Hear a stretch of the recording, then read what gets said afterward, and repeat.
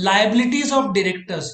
यहां पे सिर्फ 5 पॉइंट है, लेकिन मैं हर एक पॉइंट को डिटेल्ड एक्सप्लेनेशन विद एग्जांपल दूंगा तो आपको समझ में आएगा। ये वीडियो शुरू करने से पहले इस वीडियो के डिस्क्रिप्शन में आप जाओगे तो आपको chapter by chapter, question by question सारे वीडियोस मिल जाएंगे, तो जरूर वहां पे देख लेना एक बार। तो अभी हम शुरू करते हैं liabilities of directors. Liabilities to the company क्या है? सी, कुछ कुछ डायरेक्टर्स को करोड़ों रुपया पेमेंट मिलता है। 18 करोड़, मुकेश अंबानी को पेमेंट 18 करोड़ है। लेकिन कुछ कंपनीज, एक मसाले की कंपनी थी, आप एडवर्टीजमेंट में देखते हैं एमडीएच, उसमें एक बुजुर्ग इंसान आते थे एडवर्टीजमेंट में, उनका सैलरी आई थिंक 90 करोड़ था। सो डायरेक्टर्स को पगार बहुत रहता है, लेकिन जवाबदारी भी होती है। लायबिलिटीज टू द कंपनी क्या है? Let us take one example कि डायरेक्टर की खुद की एक जमीन है जिसकी मार्केट वैल्यू 1 करोड़ है। उसने कंपनी को ये बेचा 5 करोड़ में और बताया नहीं, और बाद में पता चला कि यही जमीन इस डायरेक्टर की थी जो उसने बताया नहीं। मार्केट वैल्यू था 1 करोड़, बट कंपनी को बेचा 5 करोड़ में, मतलब गलत नफा कितना कमाया? 4 करोड़। तो भरना पड़ेगा उसको 4 करोड़। पता पता चला तो 4 करोड़ देना पड़ेगा, क्योंकि कंपनी की तरफ लायबिलिटी है कि आप अपने पोजीशन का फायदा नहीं उठा सकते। आपको अथॉरिटी दिया था एज डायरेक्टर कंपनी के लिए प्रॉपर्टी खरीदने का, लेकिन आपने उसका मिसयूज किया, तो कंपनी के प्रति आपकी जवाबदारी बनती है। अच्छा, शेयर कैपिटल 1 करोड़ है, आपको बढ़ाना है। अच्छा, 1 करोड़ का शेयर कैपिटल है, मेमोरेंडम में लिखा हुआ है कि कंपनी शुरू हुई 10 लाख शेयर, 10 रुपए का एक शेयर 1 करोड़ से। तो बाजार में 1 करोड़ 50 लाख के शेयर नहीं आ सकते, क्योंकि आपके गाड़ी का स्पीड यदि 120 है तो आप 140 में कैसे जाओगे? तो 1 करोड़ मेमोरेंडम में यदि बोला है तो वो अपर सर्किट है। 1 करोड़ के ऊपर 1.5 करोड़ का आप शेयर ला ही नहीं सकते। आपको क्या करना है? 1 करोड़ ऑलरेडी मेंशन्ड है, ऊपर का 50 लाख का स्टैंप ड्यूटी भरो, मेमोरेंडम में बदलाव करो, ठीक है ना? कैपिटल लॉस, ऑथराइज क्लॉज को बदलाव करो, पहले 1.5 करोड़ करो, फिर बाजार में लाओ। अच्छा, आपने रेजोल्यूशन ही पास नहीं करवाया शेयर होल्डर से, ना बोर्ड मीटिंग से, आपने बिंदास बाजार में शेयर लाया, बहुत बड़ा जवाबदारी है। डायरेक्टर पर्सनली लायबल होंगे 50 लाख में। भाई, कंपनी के प्रति जवाबदारी है, कायदा तो देखो पहले। आपका आपका जवाबदारी है कि पहले कायदे को क्रॉस मत करो। सो यदि कंपनी को किसी भी प्रकार से आपने मिसयूज किया, मैं आपको एक और एग्जांपल देता हूं। भारत पे के जो फाउंडर है अश्वनीत ग्रोवर, इन पे एक इल्जाम लगा है। मैं आपको बताता हूं इल्जाम क्या है। कंपनी में एम्प्लॉयज को हायर करते थे, ठीक है? तो इन पर इल्जाम ऐसे लगा है कि जो एचआर एजेंसी है जिसके थ्रू एम्प्लॉयज को हायर किया जाता है, वो एचआर एजेंसीज को आपने कमीशन दिया। गलत बात नहीं है, लेकिन जो प्राइस वाटर कूपर्स जो ऑडिटर्स है और इन 3 अलग अलग संस्थाओं को अपॉइंट किया भारत पे ने कि आप चेक करो कि कुछ तो गड़बड़ी हुआ है। अच्छा, इन लोगों ने रिपोर्ट ऐसे किया कि फिलहाल 3 एम्प्लॉयज का अपॉइंटमेंट 10 दिसंबर को हुआ, वो बराबर हुआ। लेकिन जब तीनों एम्प्लॉयज से पूछा गया कि क्या आपको उस एचआर एजेंसी के थ्रू आए, उन्होंने बोला हमको तो पता ही नहीं, हमको तो डायरेक्ट अपॉइंटमेंट हुआ। अच्छा, जो एचआर एजेंसी है वो उसके वाइफ, जो अश्नीत ग्रोवर आई थिंक, उसके वाइफ के भाई के नाम पर ऐसा कुछ है। तो ये जो एचआर एजेंसी का पैसा जो दिया गया, ये उसके वाइफ के खाते में आया। ये तो कंपनी के प्रति लायबिलिटी, ये प्रूवन नहीं है, ये इल्जाम लगा है।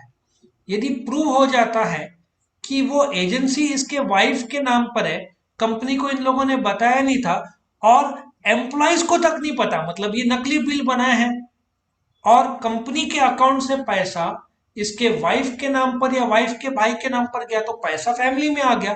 तो सीधी बात है, ये पूरा पैसा उनको लौटाना पड़ेगा यदि प्रूव हो जाए तो। क्योंकि एम्प्लॉय तो बिना एचआर एजेंसी का है, तो एचआर एजेंसी नकली बनाया गया, नकली जो भी ट्रांजैक्शन लिए गए, पेमेंट किए गए, और ये पैसा इनडायरेक्टली फैमिली को है, नहीं चलेगा। प्रूव हो गया तो इनको पूरा का पूरा पैसा देना पड़ेगा कंपनी को। Liability to the third party, मैं आपको एक एग्जांपल देता हूं। अभी शेयर्स, एक कंपनी जब पहली बार शेयर्स बाजार में लाती है, अभी पेटीएम ले लो, पेटीएम ने शेयर्स बाजार में लाए थे, ठीक है ना, पिछले साल। पेटीएम ले लो, फिर बर्गर किंग ले लो, जोमैटो ले लो, ये तीन बड़े कंपनीज है जिसने शेयर्स बाजार में लाए, ठीक है ना। बर्गर किंग और जोमैटो बाजार में पहली बार शेयर्स लाए, इनके शेयर्स कभी भी पहले मार्केट में नहीं थे। जब ये लोग पहली बार शेयर्स मार्केट में लाते हैं उसको आईपीओ बोलते हैं।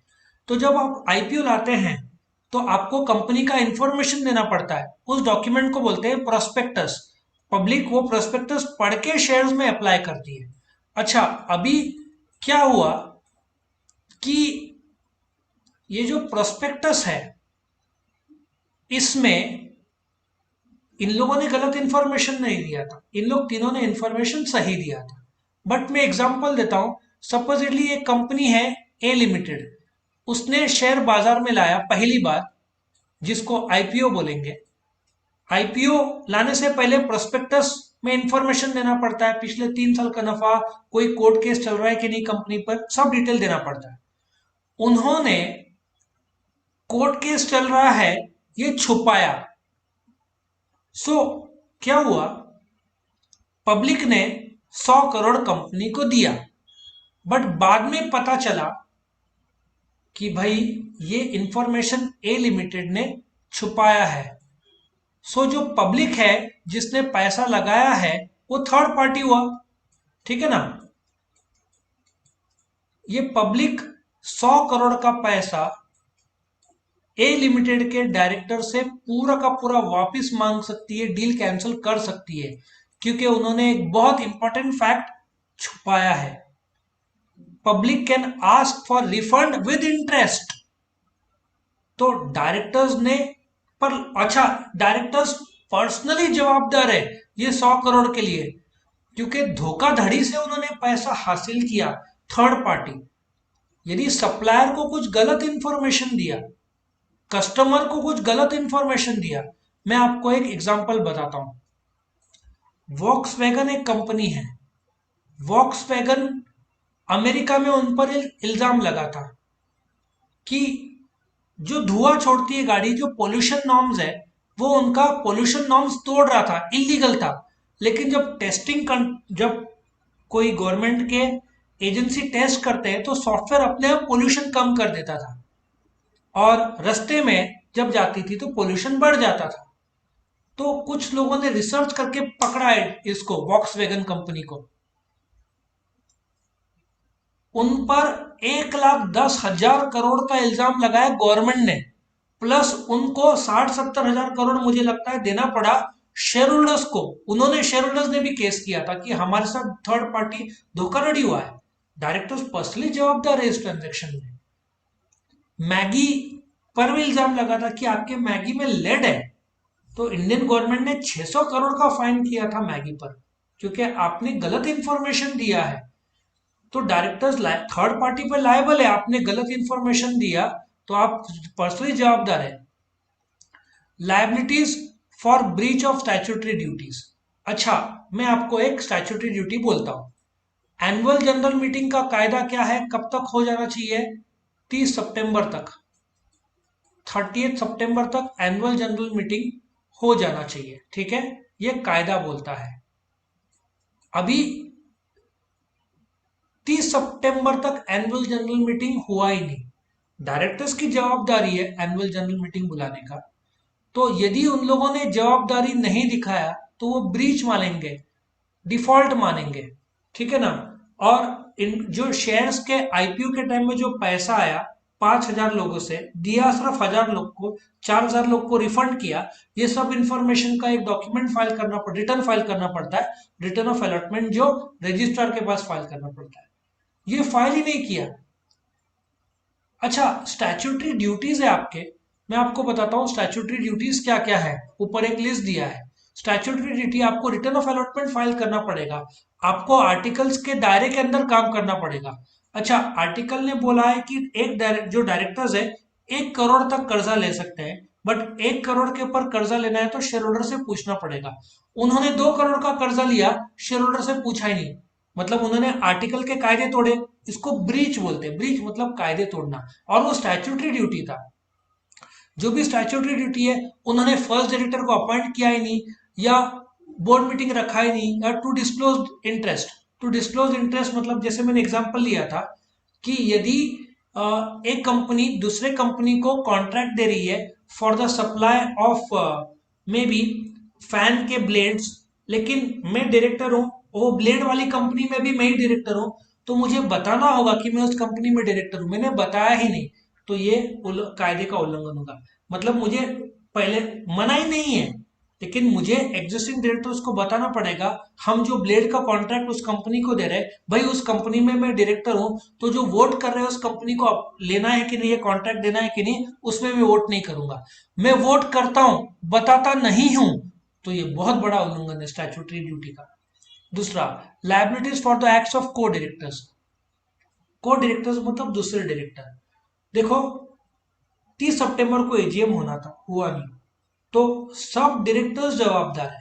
हाँ, कोई एक इंडिविजुअल डायरेक्टर ने फ्रॉड किया तो कुछ नहीं कर सकते, लेकिन फिर ड्यूटी ऑफ केयर आ जाता है कि दूसरे डायरेक्टर ने क्यों ध्यान नहीं दिया। यदि कंपनी के पास सत्यम पर जो इल्जाम लगा था कि उन्होंने बुक्स ऑफ अकाउंट में दिखाया था कि कैश है 5,000 करोड़, बट था सिर्फ 60 करोड़, तो डायरेक्टर्स, बाकी डायरेक्टर्स भी जवाबदार माने जाएंगे। क्यों? क्योंकि फाइनल अकाउंट्स में सिग्नेचर सारे डायरेक्टर्स करते हैं, ऑडिटर भी सर्टिफाई करता है, ऑडिटर भी जवाबदार है, सारे के सारे डायरेक्टर्स भी जवाबदार है। क्यों? उन्होंने ध्यान नहीं दिया। सो को डायरेक्टर्स की गलतियां में भी एग्जिस्टिंग डायरेक्टर्स को भुगतना पड़ेगा, ठीक है ना। फिनेंशियल फ्रॉड मानते हैं, एग्जिस्टिंग डायरेक्टर से हुआ है तो वो जवाबदार है, लेकिन बाकी डायरेक्टर्स ने ध्यान नहीं दिया तो वो भी जवाबदार माने जाएंगे। और लास्ट में क्रिमिनल लायबिलिटी। आपने प्रोस्पेक्टस जो मैंने बताया था उसमें इंफॉर्मेशन गलत दिया कि कंपनी 3 साल से प्रॉफिट में, अरे 3 साल से लॉस में है, तो डायरेक्टर को जेल की सजा हो सकती है, क्रिमिनल हुआ, ये तो डायरेक्टली फ्रॉड हुआ।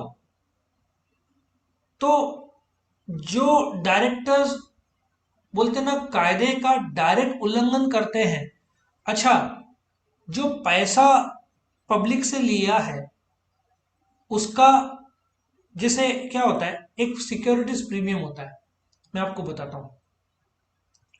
100 रुपए का शेयर है, 10 रुपए का सिक्योरिटीज प्रीमियम, पूरा मिलाकर 110 आया। डायरेक्टर ये जो है इसको सिक्योरिटीज प्रीमियम बोलते हैं, 10 रुपए एक्स्ट्रा लिया कंपनी ने, इसका इस्तेमाल सेलेक्ट जगह पे ही हो सकता है, हर जगह पे नहीं हो सकता, ठीक है ना। अगेन कायदे का उल्लंघन किया। सो क्रिमिनल लायबिलिटी कहां पे लागू होता है?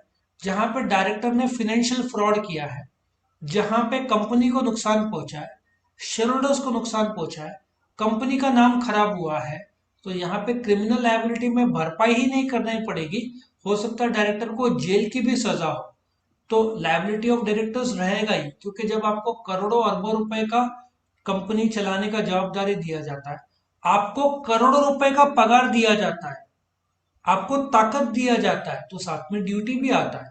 और यदि आपने पावर का मिसयूज किया या ड्यूटी ठीक से नहीं निभाया तो आप लायबल हो और आपको भरपाई करना पड़ेगा, कंपनी को ही नहीं, बाहर के लोगों को भी, यदि उनके साथ धोखा हुआ है। तो इस प्रकार से ये लायबिलिटीज ऑफ डायरेक्टर्स के 5 पॉइंट्स थे। इन्होंने तो सिर्फ पॉइंट्स दिए, मैंने एग्जांपल के साथ हर एक पॉइंट को डिटेल एक्सप्लेनेशन दिया। वीडियो पसंद आया तो जरूर लाइक करना, चैनल को सब्सक्राइब करना, ये वीडियो फ्रेंड्स के साथ शेयर करना। और भी वीडियो देखना है तो इस वीडियो के डिस्क्रिप्शन में आप जाओगे तो आपको chapter by chapter, question by question सारे वीडियोस मिल जाएंगे। Thank you for watching.